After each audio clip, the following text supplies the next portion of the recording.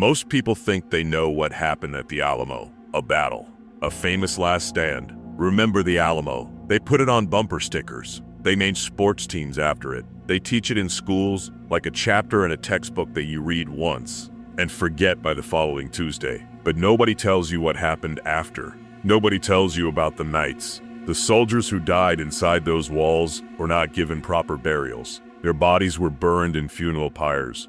Right outside the walls of the mission itself, hundreds of men, reduced to ash in the Texas heat.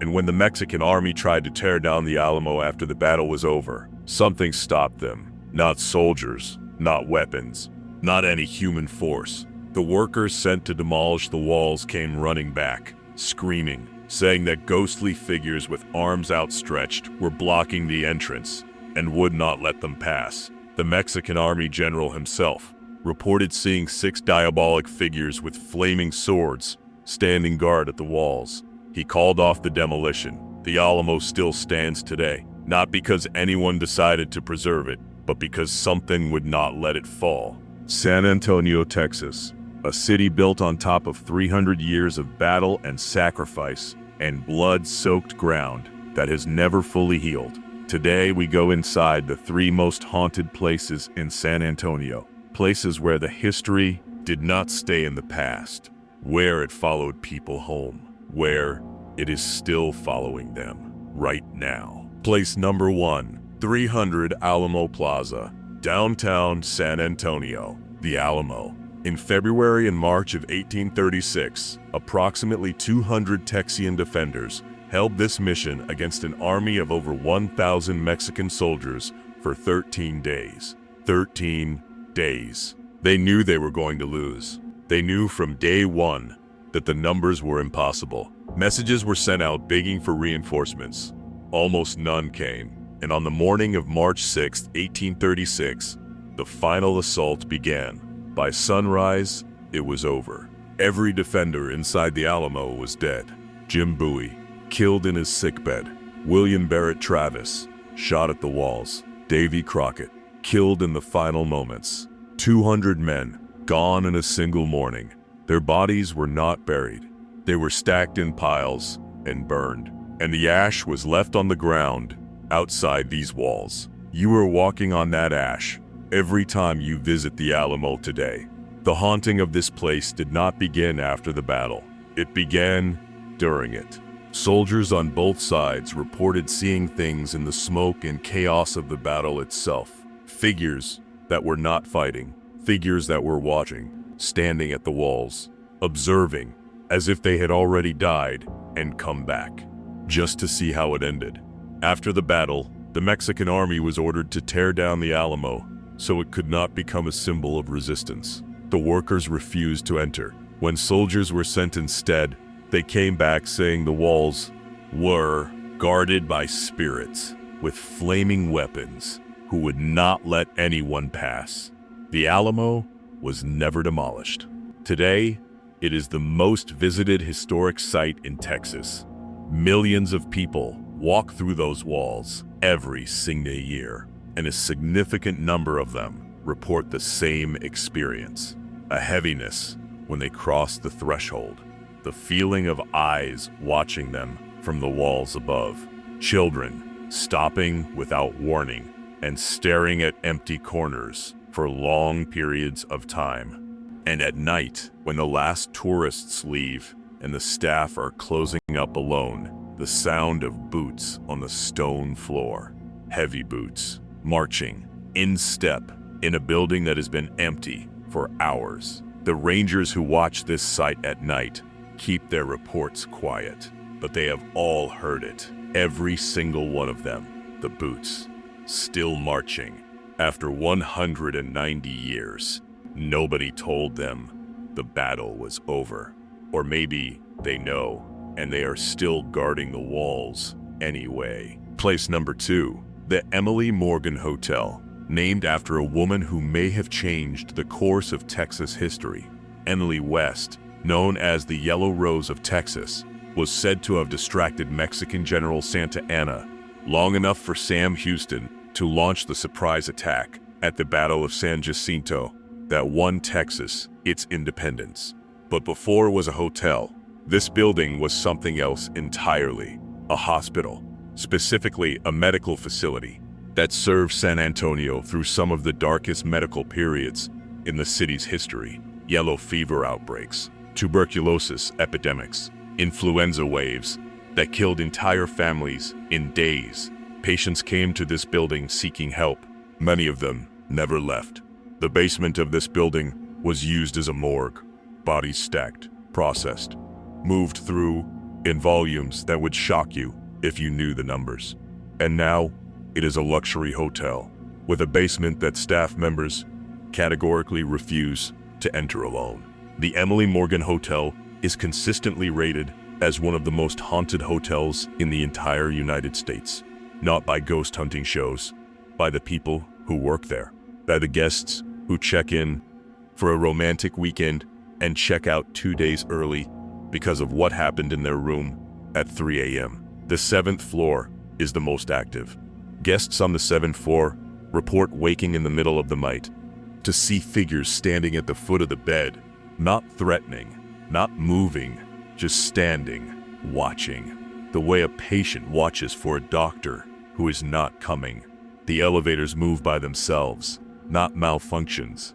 The doors open on floors where nobody pressed any button. The elevator sits on floors with the doors open for minutes at a time, waiting for a passenger who has been dead for 100 years.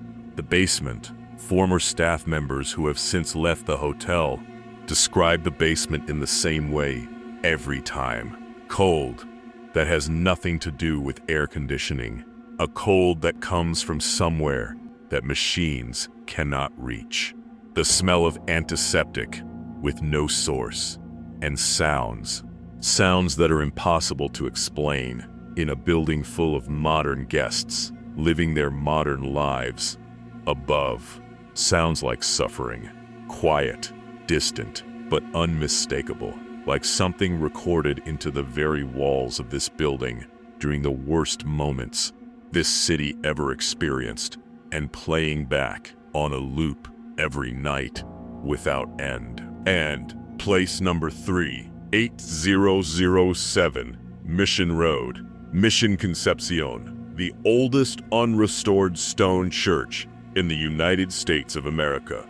Built in 1755, 270 years of Texas history inside these walls and outside them, because it is not just what happened inside this mission that haunts it. It is what happened on the ground surrounding it. In 1835, 1 year before the Alamo, the Battle of Concepcion was fought on the fields directly beside this mission. Texian forces were outnumbered 4-1. They used the banks of the river and the surrounding trees as cover, and won. It was one of the opening battles of the Texas Revolution, and the men who fell in that field were buried quickly in unmarked graves in the ground around the mission. Unmarked. No names, no markers, no record of exactly where. They are still there, beneath the ground that tourists and visitors walk across every single day, beneath the grass that children run across during school field trips, beneath the parking lot that was built when the modern world decided it needed somewhere to put its cars. The mission itself is deeply unsettling to many visitors. The walls are thick and old and cold in a way that has nothing to do with temperature. Priests who have served at this mission for decades speak quietly about experiences they had alone in the church that they have never fully explained. Candles that relight themselves after being deliberately extinguished, the feeling of a congregation in a church that is empty, the sound of voices responding to prayers in the moments between the priest's words, not echo, response. And outside, on the field where the battle was fought, on the ground above the unmarked graves, visitors stop walking. Without knowing why, they just stop, mid-step, and stand there, unable to explain what they are feeling, only able to say that something beneath their feet does not want them to walk over that spot.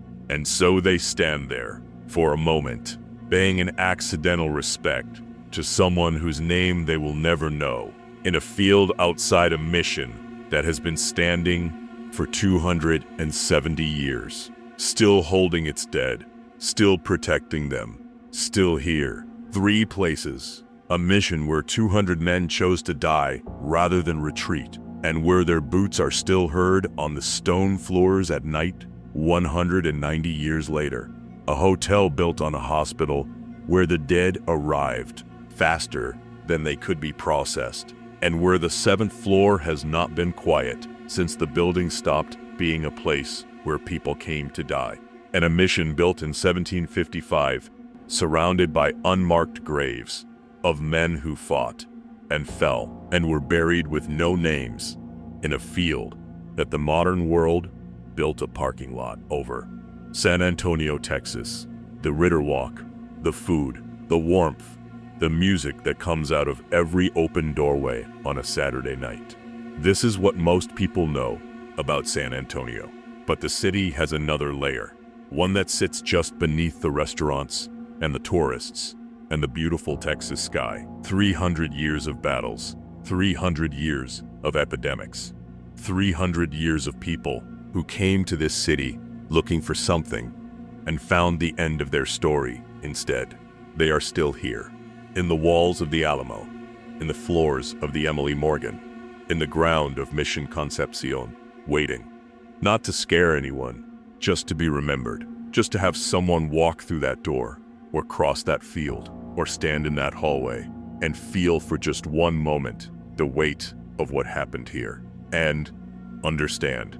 Drop a comment below. If you visited San Antonio tomorrow, which of these 3 places would you go to first? The Alamo at midnight, the 7th floor of the Emily Morgan, or the field at Mission Concepcion, where you might feel something beneath your feet that has no explanation? Tell me, and subscribe right now, because video 6 is coming, and it takes us somewhere that makes everything we have covered so far look like a warm-up. The worst is still coming. You have been warned 3 times now.